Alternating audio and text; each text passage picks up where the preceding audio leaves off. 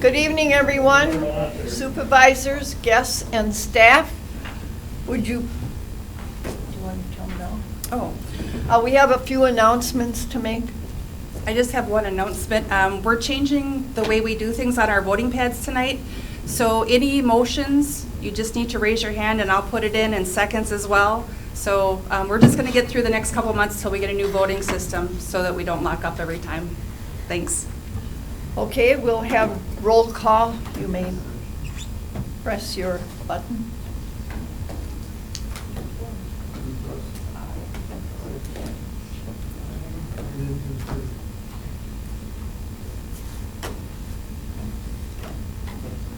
Joan, would you confirm, and Chad, would you confirm, please? Thank you. Okay.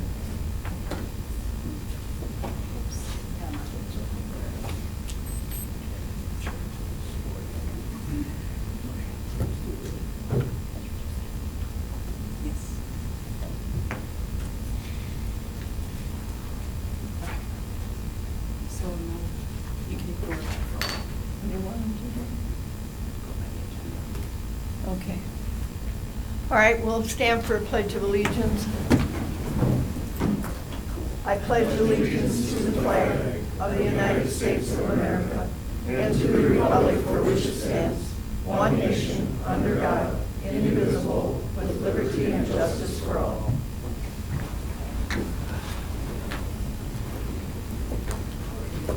I need a motion to approve the agenda. I saw mine first. Just gotta find them.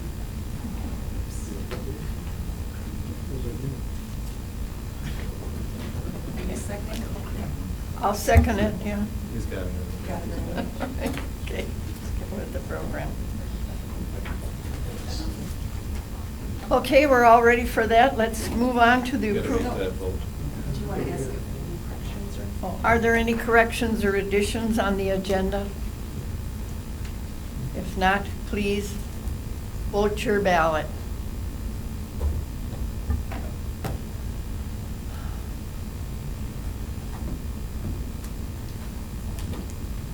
We have 20 yes, 0 nay, 1 absent. We have received a majority vote, so we will continue on. You have the minutes before you. Is there a motion to approve the minutes? Move to approve.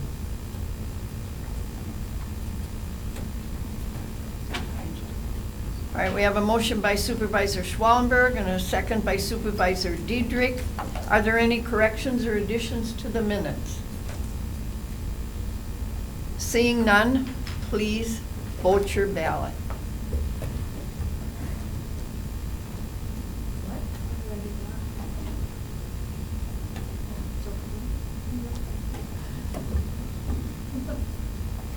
All right, we have 20 yes, 0 nay, 1 absent. We have a majority vote, so we'll continue on. Are there any petitions? I have no petitions. Communications? We had one communication that is included in the packet, and it is a resolution from Winnebago County to support NACo's position on defining the waters of the United States and regulations with agricultural considerations. And I'll refer that to Land and Water Committee.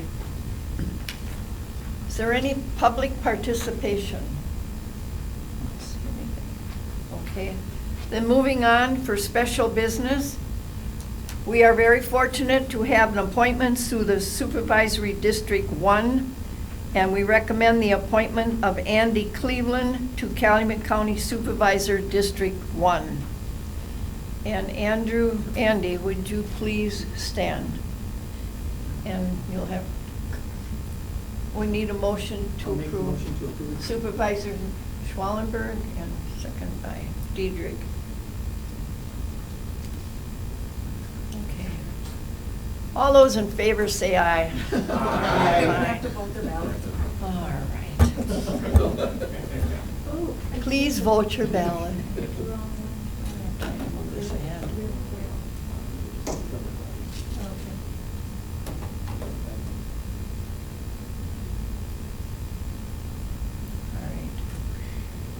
We have 19 yes, 1 abstain, 1 absent. We have a majority vote.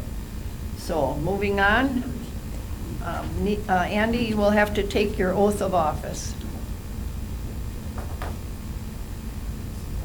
Face them, or you can face me. Okay. If you would raise your right hand and repeat after me. I state your name. I, Andy Cleveland, Having been appointed having been appointed to the office of Calumet County Supervisor District 1, to the office of Calumet County Supervisor District 1, swear that I will support the Constitution of the United States swear that I will support the Constitution of the United States and the Constitution of the State of Wisconsin, and the Constitution of the State of Wisconsin, and will faithfully and impartially and will faithfully and impartially discharge the duties of said office to the best of my ability. discharge the duties of said office to the best of my ability. So help me God. So help me God. Thank you, Andy. Thank you. Welcome. Thank you. Thank you. All right, moving on, we have Dr. Nisan Barlev, who will present the Children and Disabilities Education Board budget proposal for approval. And you have that in your packet? Thank you, Alice. Good evening, everyone. Congratulations to the newly elected supervisors. As you can see on the budget, the county program is heavily taking place in Chilton as the county seat, where other districts send kids to that county program, as well as some of the other districts have additional programs in Brillion, New Holstein, Stockbridge, and Hilbert. And the budget does not include any new teachers. It is primarily increased due to projected salary increases and benefits. As we know, salary increases this year are driven through the CPI. So it's a little bit higher than we had before. We estimated a higher amount. Hopefully it's not going to be that high, and whatever money is left over, as always, goes back to the county.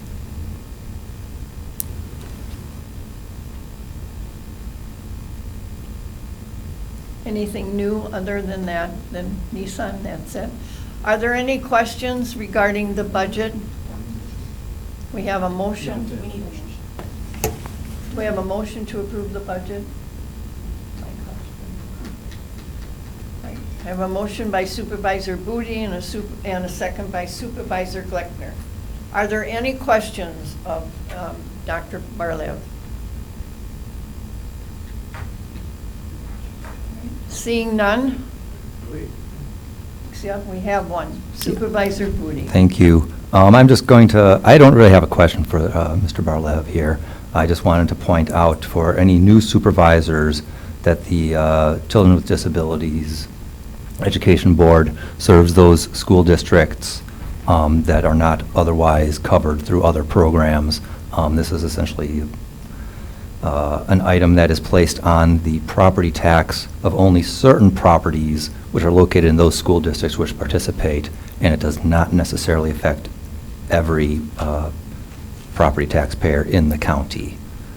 So I just wanted to clarify that for any new people who may wonder that. Thank you. All right. Thank you, Supervisor Booty. Supervisor Schwallenberg. As long as we're looking at clarification, maybe Dr. Barlev would like to explain for the new board members that we're the only county in the state that does this. Yes, thank you, Mary. Calumet County is the actual one of 3 counties, but the other 2 counties, Brown County and Walworth County, have separate buildings which are housing the county program. Calumet County is the only county in Wisconsin that special ed services are provided within the buildings of the local school districts, providing inclusion services. Students do not feel isolated from their regular education peers, and it seems to have worked quite well for many years. Any other questions? If not, please vote your ballot.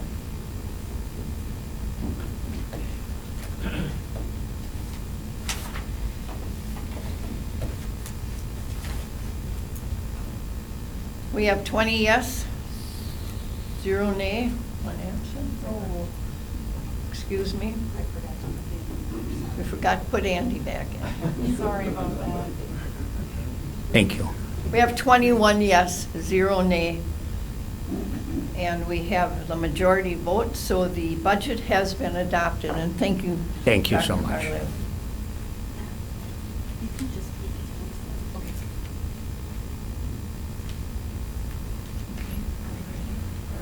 All right, moving on, we have Kimberly Tenerelli, our Corporation Counsel, is going to give us some ethics training this evening.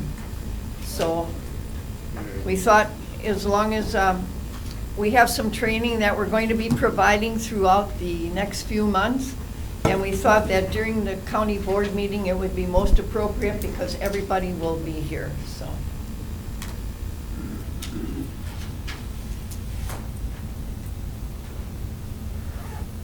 Okay, so I think I've met everyone. Kimberly Tenerelli again from Corporation Counsel Office. The reason why I'm doing this presentation is if there are any ethical dilemmas, usually I'm the one that would handle those initially, and then it goes to a committee. So they thought I'd be the best one to present on that.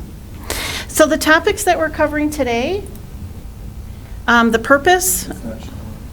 Oh, yes, Rorik?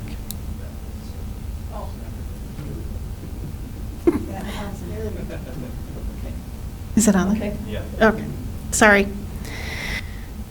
So the purpose today, or the topics that we're going to cover today are the purpose of ethics and conflict of interest laws, where those can be found, because they can be found in a number of different areas, what you cannot do for under the Code of Ethics for local officials, and who is covered by those ethical rules, how they're enforced, what entities enforce them, other provisions in the statutes, and then other, just some specific ethical issues that, if you're going to address them in the county perspective, that's where you'll see them, and I'll cover those examples.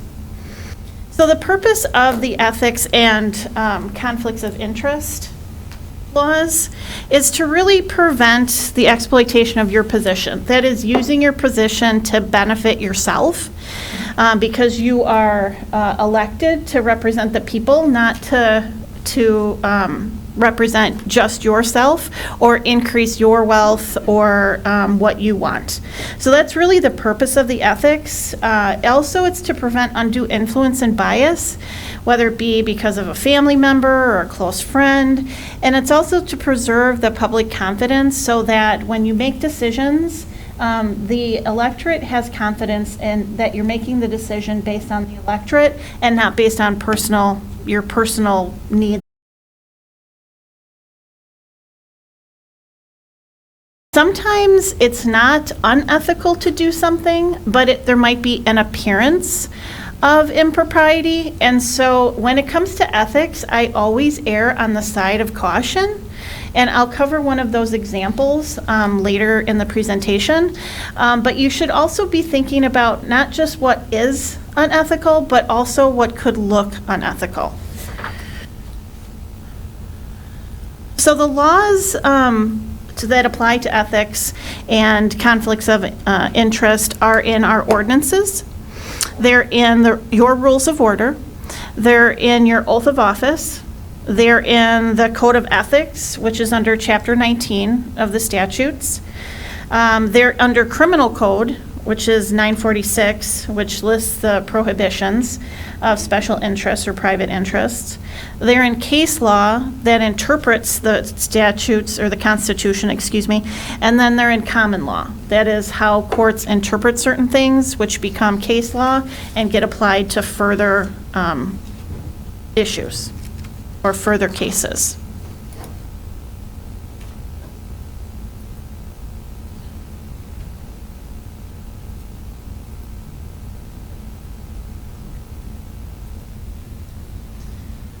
So your code of ethics for local officials, the prohibition by the code of ethics is really looking at two areas.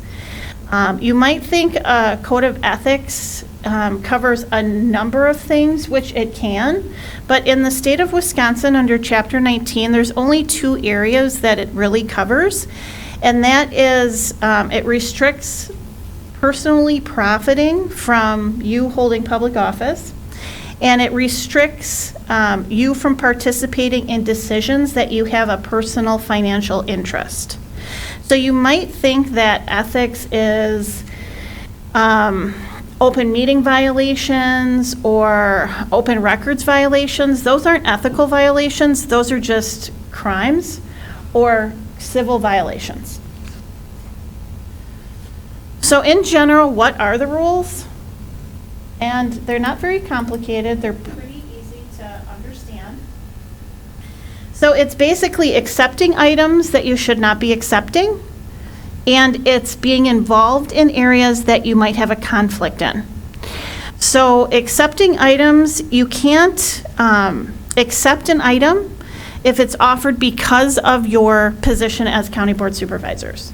So for example, you're going to a conference and everyone is getting a free plastic coffee mug, but because you're a county administrator, you're getting free coffee for a year. That would be unethical, because the only reason you're getting it is because of your position as county administrator. An official can't accept or give anything they can't receive anything if it's going to influence their vote. So there was an issue for something about what happens if somebody would win a free trip or an airline ticket or something like that. In that case, if that was a business that we did, like let's just say a highway contractor. I can't think of a highway contractor off the top. Yes, Northeast Asphalt. And they're giving a free trip, and you win based on a raffle. But we do a lot of business with Northeast Asphalt. You couldn't accept it, because at some point you would be voting on the budget, which gives a lot of money to highway, which in turn gives money to Northeast Asphalt. So if it's going to influence your decision, you cannot take it. The other thing is you can't take something for a reward. Like, I'm really glad you voted this way, and I'm giving you this for your vote. Again, something you cannot do. The other area is the controlling the conflicts of interest. This kind of can get tricky. And generally, this is where I get the questions, because people aren't sure if they really truly have a conflict of interest or not, because sometimes it cannot be straightforward. It's easy if you are selling a piece of property and the county wants to buy it. That's a clear conflict of interest. So you cannot take any official action in which you have a substantial financial interest. You may not use your office or position to produce a substantial benefit, meaning you get money or you get something in return because of your position. And it would relate to you or an immediate family member. So we actually have had this issue a couple of times where it wasn't the supervisor, but it was someone in their family wanted to do business with the county. And so the supervisor saying, well, should I vote? Should I vote on this contract or not vote on this contract? And an immediate family is one by marriage, so your spouse, any children that you would have either through adoption or through the marriage, but it wouldn't necessarily address your brother or your sister. But that could have an appearance of impropriety if you would vote on a contract that would give substantial benefit to your brother or sister. So it's not violating the ethics rules, but you'd really have to seriously consider what your constituents would think about that if your brother or sister is going to walk away with a great benefit. So that is one where I would say better to be safe than sorry and just abstain from voting. So in abstaining from voting, you would abstain from voting if you ever had a financial interest, if any of your immediate family members had a financial interest, or it was a close family member that you just did not feel comfortable with. And abstaining doesn't just mean not voting, it means don't be part of the discussion, because you can influence even though you don't vote. And the recommendation is that you'd actually leave the room for the discussion and the vote, and then come back when that's done. As body language also can send a message. Who's covered by the Code of Ethics? There's a long list here, but you all are. And Todd is. Anybody elected in this room is, and Todd is covered by this Code of Ethics under Chapter 19.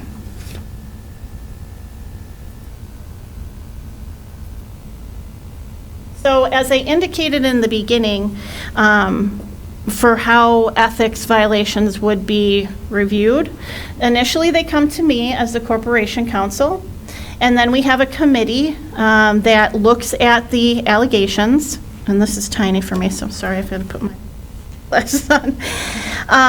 And a copy of the complaint also goes to the accused, so if somebody was accused of having an ethics violation, that would go to me. I'd give a copy to that person, and I'd reach out to our committee within 10 days. And then the committee conducts just a brief investigation to see if there's probable cause. And that means more likely than not. It's not a high standard, it's not a high burden, but just more likely than not. And if probable cause is found, then it goes to the committee for a hearing. And that's when you actually hear the allegations. You can hear from the person that's being accused. They would be able to present evidence. And the burden is not beyond a reasonable doubt. It's just clear, satisfactory, and convincing. And we have a committee set. Luckily, in the 6 years I've been here, we haven't had to utilize it, so that's good. But it is there, ready to be activated if need be. And then the committee, if there is allegations that they believe is clear, satisfactory, and convincing, it would go to the full board with their recommendation. And that could be a censure, it could be an order from the committee, or it could be a referral to the district attorney's office for criminal charges. I listed the other ethics provisions in the statutes, and I won't go through all of them. I always find something interesting when I'm preparing for this. So sales to liquor and wine licenses or applicants, any county board member can't hold a wholesale liquor license. I didn't know that. And you can also not approve liquor licenses. So just something interesting, I know, maybe just to me. Here's all the other areas. I won't go into it. We've never had to address them here. And some of them are criminal in nature, and others are just civil in nature.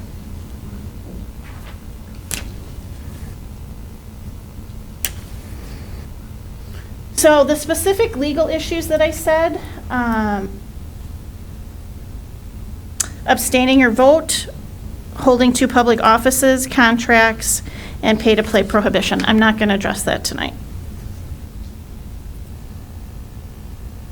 So abstaining from voting, when can you abstain? When there's a conflict of interest present, only when warranted, and not to avoid taking part because it's a difficult decision or it is a prickly subject and it's difficult. That's really not when you're supposed to abstain. The only time you should abstain is if you have a conflict of interest. There is a court case, however, it's just the district court, so it doesn't hold any precedential value, but the district court found that a supervisor has a First Amendment right to abstain. So you can't be made to vote. However, if you repeatedly abstain from voting, your constituents will not appreciate that because that's why they voted you in. So you need to think about abstaining.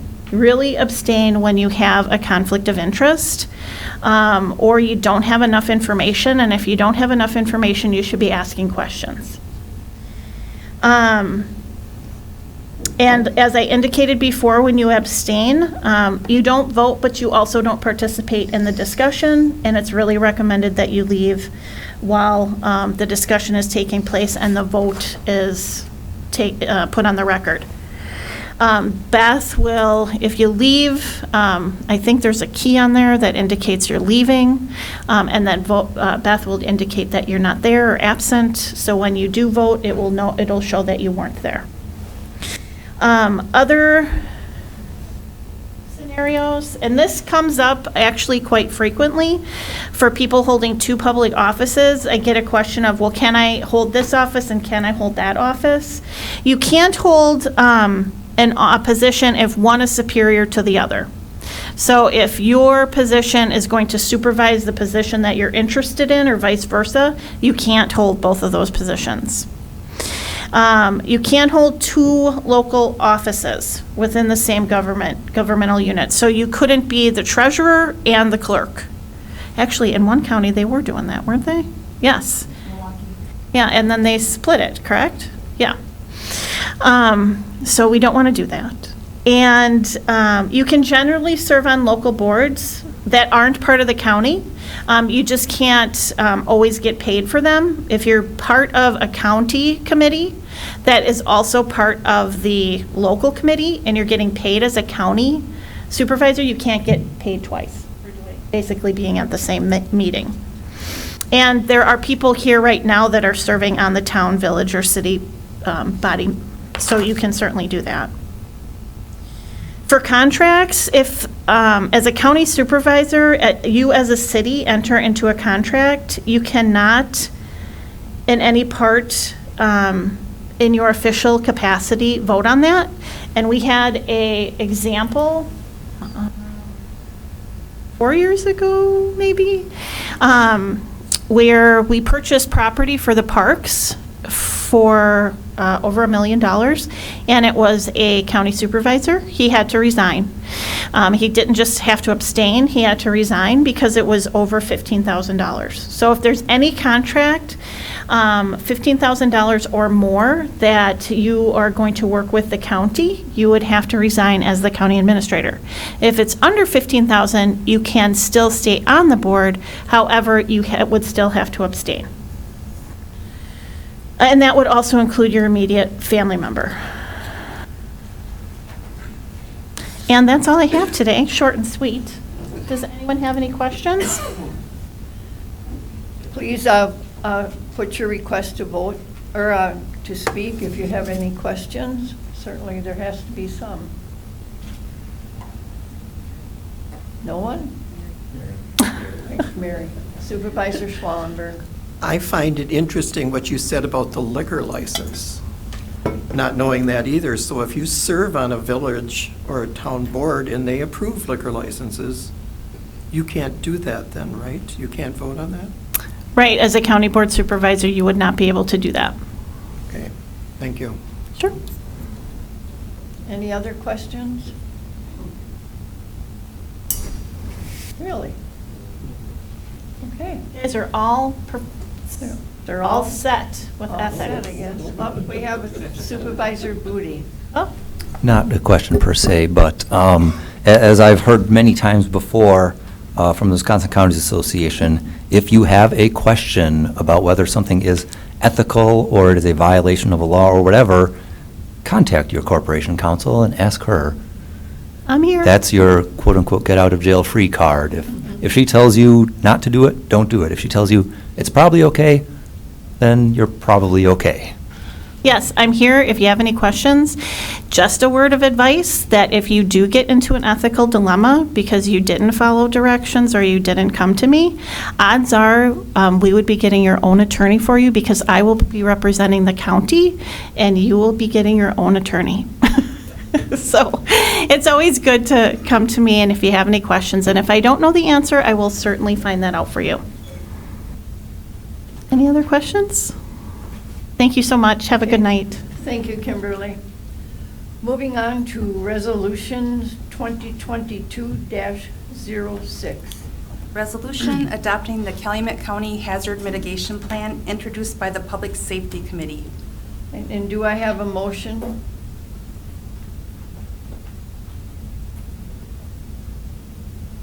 A motion by Supervisor Steer and a second by Supervisor Booty. And Bernie, would you speak to this resolution? Bernie is our Emergency Management Director. I am. It's good to see everyone tonight. I'll make this as short as I can. I've been known to drag things on a little bit. This is our new 470-page county hazard mitigation plan. We need another plan. We always need more plans. I haven't yet read all of it. It's been a two-plus year effort. COVID really put the brakes on it. But we really needed to have this plan. And at one point, we were the only county in the state that didn't have an adopted hazard mitigation plan. This is the final step. I'm really proud to say that all of our villages, cities, and even our townships, even though they didn't technically have to adopt by resolution, they all have. We are the last ones. Here I push people, and we're the last ones as the county. But once we, if this is adopted tonight, we will send the final paperwork to Wisconsin Emergency Management, to FEMA, and we'll have our new 5-year plan. We'll start the process again in about 3.5 years. They'll have to apply for another grant to get it updated. But short and sweet, what this plan does, all of the cities and villages, when we formed the steering committee, they proposed mitigation projects within this plan. Could have been anything. A lot of them are related to flooding. And when you think of the term mitigation, it's whatever you can do to lessen future damages, disasters to natural events. Flooding is one of the big ones, of course, wind and severe weather, and there are others. But for example, a number of places that you know probably as being local to this county, there are areas in this county that do flood on a regular basis. They have washouts due to inadequate culvert sizings. There are a number of things that can be done to lessen the effects of natural disasters in our county. So those municipalities and townships proposed projects that could potentially be funded by 3 different grants, federal grants, and of course, well, not of course, but to be eligible for those grants, we have to have a federally declared disaster in the state of Wisconsin, not necessarily in Calumet County, but once that happens, these 3 grants will open, and at that point, the towns, villages, and cities, if they have specific projects in this plan, they don't even have to be related to the disaster event. They can propose these projects, FEMA grades them, and then you can possibly be awarded some funding, quite a bit of funding, some of them between 87.5% to 75%, depending on the grant, to do that mitigation project or projects. So without this plan, we can't, as a county or townships or cities or villages, submit any projects or submit for the grants until this is adopted. So if you have looked at it, and if you want to look at it, and obviously a lot of you represent, some of you represent other local municipalities, you can look under Appendix E in this plan, and it will show all of the projects that have been proposed by the different locals. So that's in there. I'm going to do a quick modification to it before I do send it off. That'll probably be Friday to our contractor. I've actually come up with a couple more good projects that should probably be in there. So, but it is almost done. So we're at our last step. If anybody has any questions, I'd be happy to do my best to answer them. You can't ask the question unless you've read all 470 pages. Supervisor Gleckner. Yes, sir. Thank you, Madam Chairman. Flooding, I think we understand, but fire is the kind of thing that can happen in any business. If your business happens to have, hazardous chemicals, and do we require presently that your business would have some sort of fire suppression system?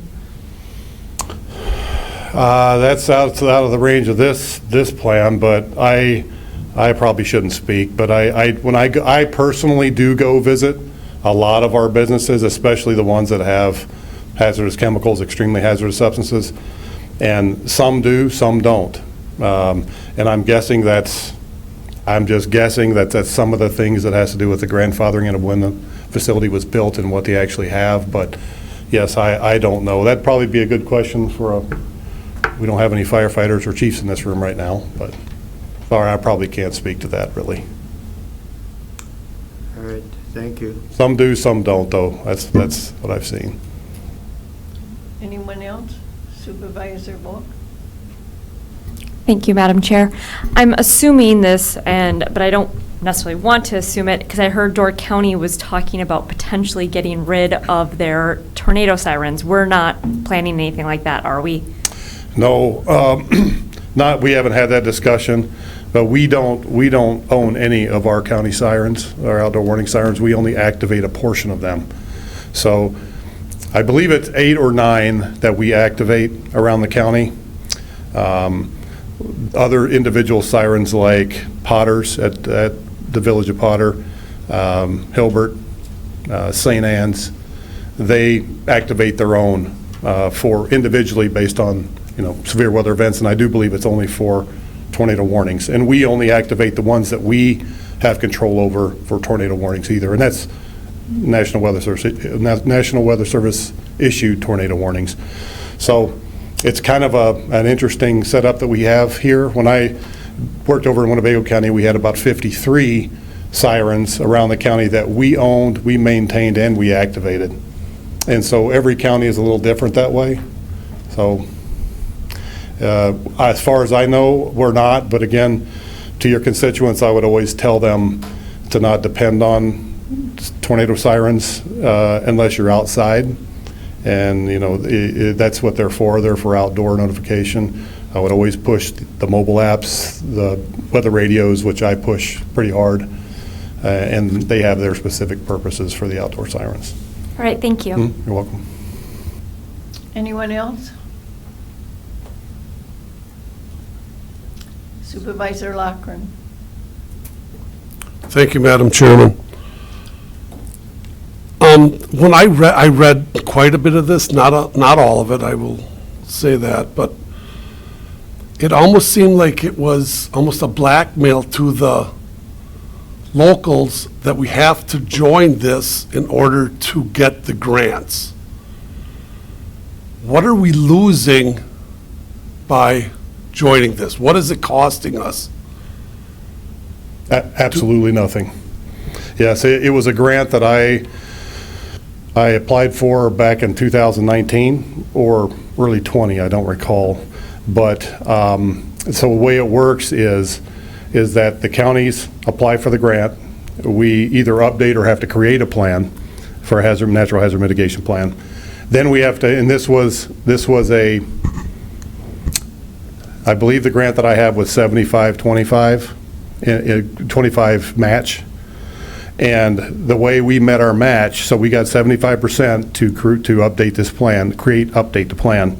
The other 25%, we met the match with actually doing the work as myself, for example. The locals helped with that because they have to review the plans before they adopt them locally. So all of that type of stuff that we contribute locally and the county, it helps us meet the 25% match for that grant. So we got 75, the other 25 was in kind by the work that was done to review the plan and part of the steering committee at the very beginning. There were a number of meetings that we had that all of those hours and that time that the local steering committee from the local governments came together at those times, we can count that time towards meeting our match, our 25% match. After that, and once we're approved, once those projects are in the plan, it's good for 5 years. The municipality would never, or townships would never have to pay anything unless they were approved for a specific grant project after a disaster. So And that, of course, is the choice of the local municipality. They can apply for the grants that are available, or they don't have to. So at that point, sure, they might have to pay some portion of that project as a match, because not all of those grants are 100%. So if it's generally what they are is a 75% reimbursement by FEMA, 12.5 by the state of Wisconsin, and 12.5 by the local unit of government that is applying for it. Then that 12.5 by the local unit of government can also be met by a number of in-kind resources, like applying for the grant. You can actually apply that time towards your match, any of the other work that you do. So really, it's only a win-win for the local governments. It might just sit here for 5 years and nobody applies. I plan on applying for the county at our next disaster declaration somewhere in the state. Even if I have to just apply for weather radios to give out to the public or something, there's always money left over, but I have to wait till those grants open after a declaration. So the locals can do the same. So even if the locals don't even look at this plan ever again until the next 5-year update, there's no requirement to do anything for the locals. It's only a win-win, really. Okay, thank you. Supervisor Hanchke. Thank you, Madam Chair. So can I direct you to page 113? And this is under the flooding and dam failure section. You have outlined here Village of Harrison, and then if you go to, it's got a situation there with a detention pond, and then on page 114, at the top you have Golden Way, Pearl, Camel, Pearl is spelt wrong, by the way, Cameo and Coral Courts, and you have there urbanize the road deteriorating, localized drainage issues. You could mark that off because A, there's no flooding issues there, the road was repaved and the ditches were recut, so that actually is a non-starter there, so I would suggest that that be taken out of this report. Good eye. Okay. I will make a note. I wish I had a pen with me because I have a bad short-term memory these days. I will mark right on my pan. I'll see. As I said, I'm going to submit some other, a couple of the projects for the county level, and if anybody sees anything like that, then. I know that because it's like right in my neighborhood. So, right, that's good. So just that first bullet point where Golden Way, Pearl, well, it's supposed to be Pearl, and Cameo, Coral Courts, urbanize the road. But that well, we second one, didn't urbanize it. We repaired the road. It's all repaved, and we recut the ditches. We fixed the culverts, and we fixed the drainage issue from the collection point to the retention pond there. So since that has been fixed, we've had 0 issues in that neighborhood. That's all been corrected. and that's and if everybody wants to understand the purpose of this plan, it's to identify those type of projects locally, so you can say that, because that's, the city of Oshkosh took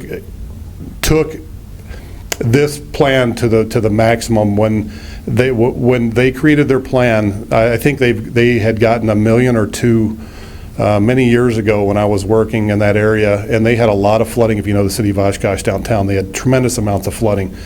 And they did a number of these projects, including the building of the Armory Detention Pond down off 9th Avenue.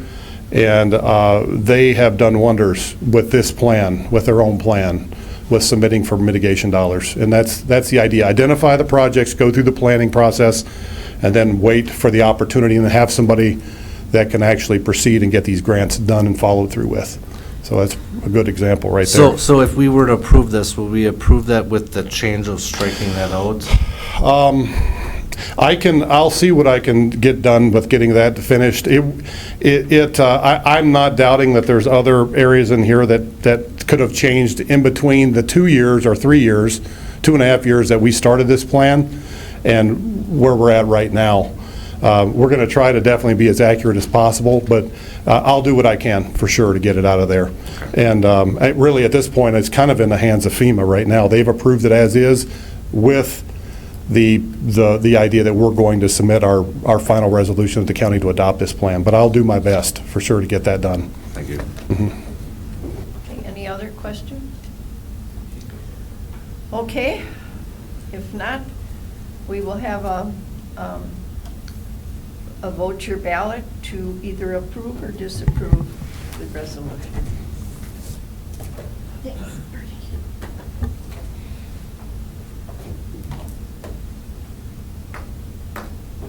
We have 21 yes, 0 nay, 0 absent, so it has received a majority vote. Moving on to ordinances, ordinance 2022-01. Ordinance to amend Chapter 82 zoning code on certain property in the town of Brillion, property of DKM Holdings LLC, introduced by the Planning, Zoning, and Farmland Preservation Committee. Do I have a motion? A motion by Joel and a second by Supervisor Johnson. All right. And Supervisor Huffsberger, would you speak to this resolution, or ordinance, excuse me? Thank you, Madam Chair. DKM is a welding and repair shop needing more space. DKM Holdings LLC is requesting to rezone approximately 2.3 acres of land from the exclusive agricultural EA district to the commercial center CC district. The town of Brillion had no objection to the zoning map amendment on April 12, 2022.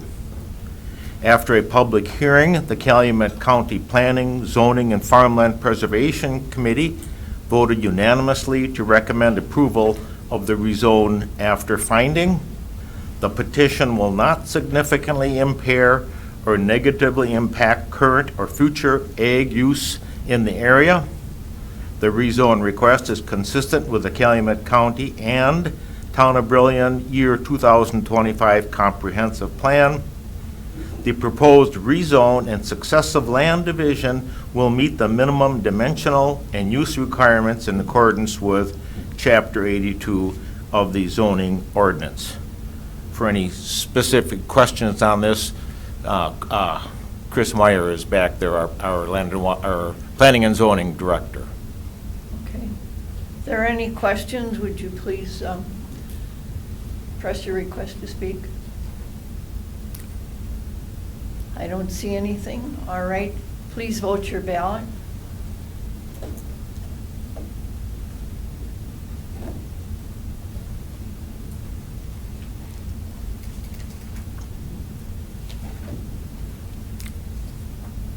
We have 21 yes, 0 nay, 0 absent. It received a majority vote, so that ordinance has been adopted. Moving on to supervisor reports. If you have any reports, would you please press your request to speak? Supervisor Voigt.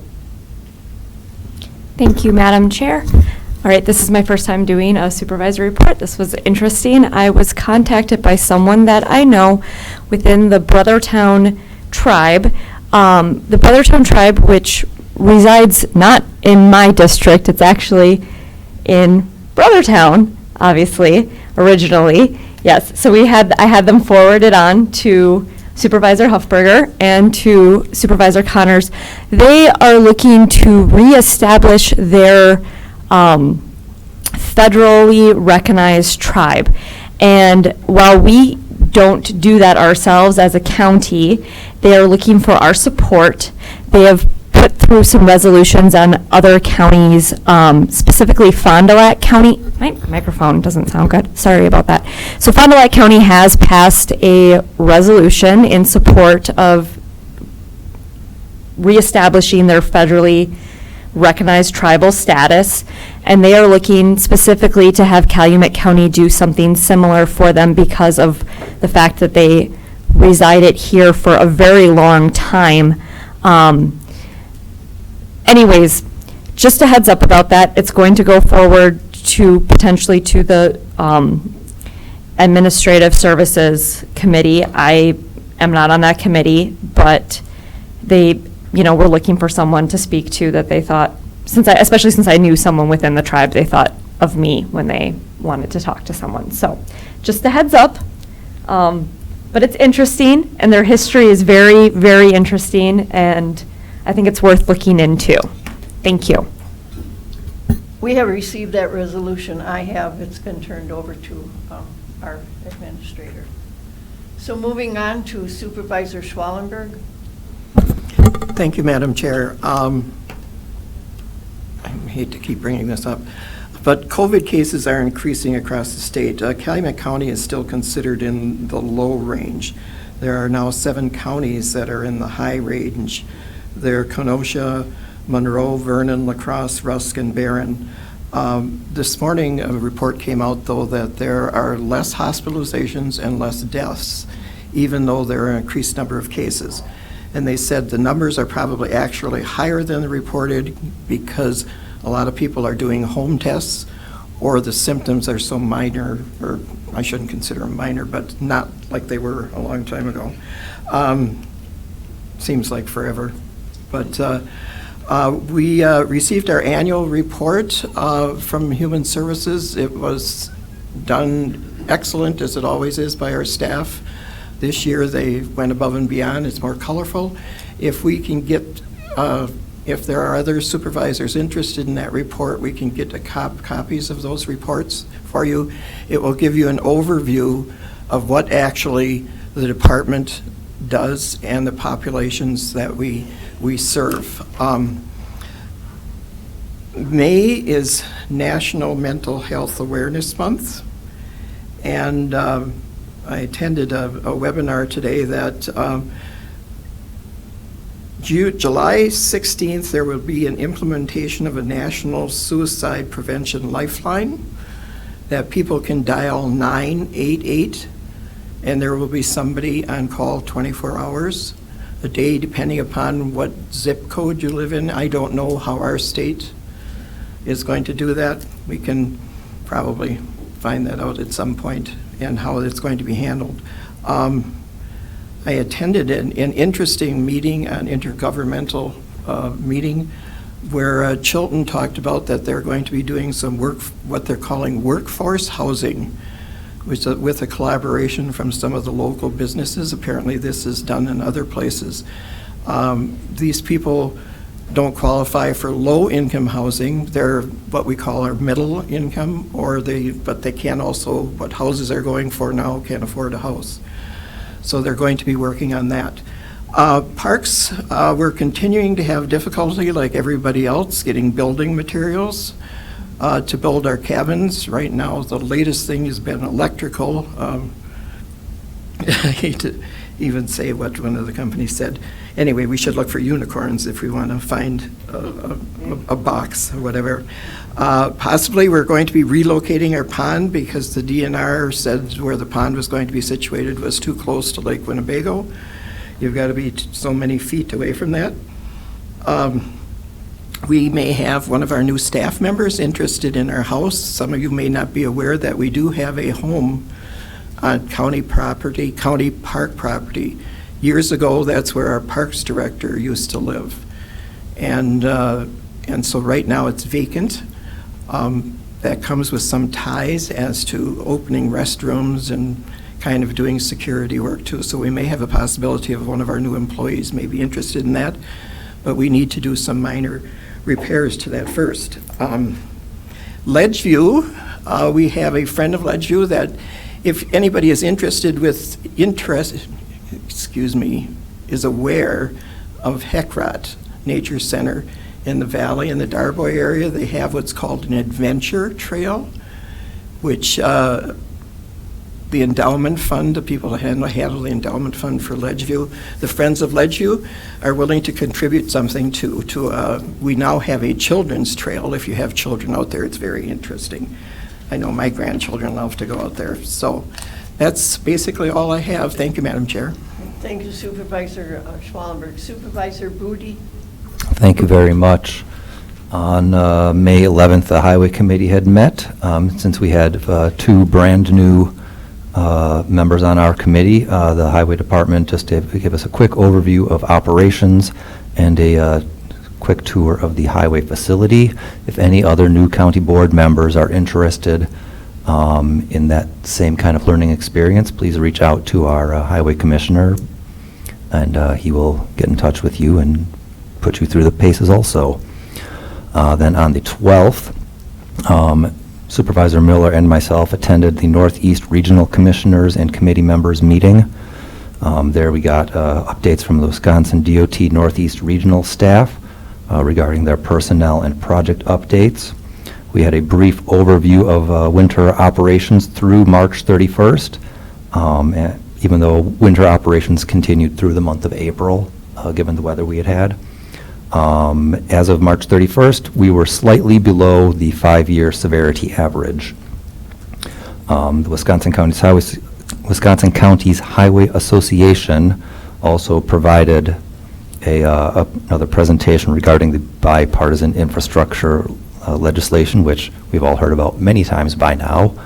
But we're going to keep hearing about it because it is the biggest piece of federal transportation legislation that we've had in a very, very, very long time.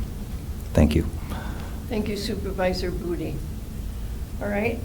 We've had the county administrator's report. Is there any questions on his report?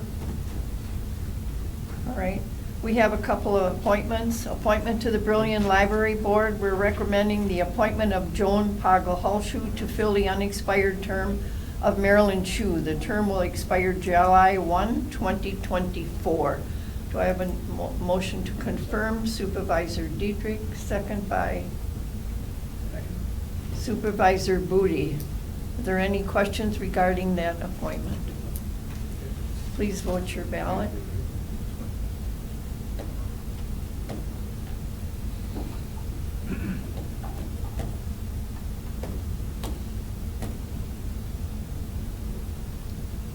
We have 21 yes, 0 nay, 0 absent. So that appointment has been confirmed. The other appointment is to Residents Commission of the Palisades Pond Lake District, which is in the village of Sherwood. And we recommend the appointment of Nick Kessler to that position. Any questions regarding that? We have a motion by Emily and a second by Peter Steer. Any questions? Please vote your ballot.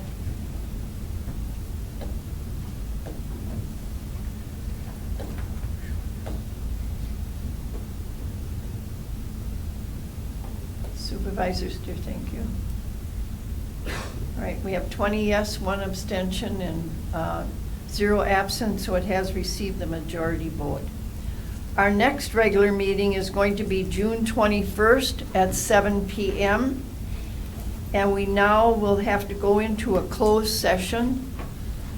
So we will be discussing the funding for property purchase. A motion by Supervisor Diedrich and a second by Supervisor Booty. And would you please all vote your ballot? Thanks for using WebEx. Visit our website at www.webex.com.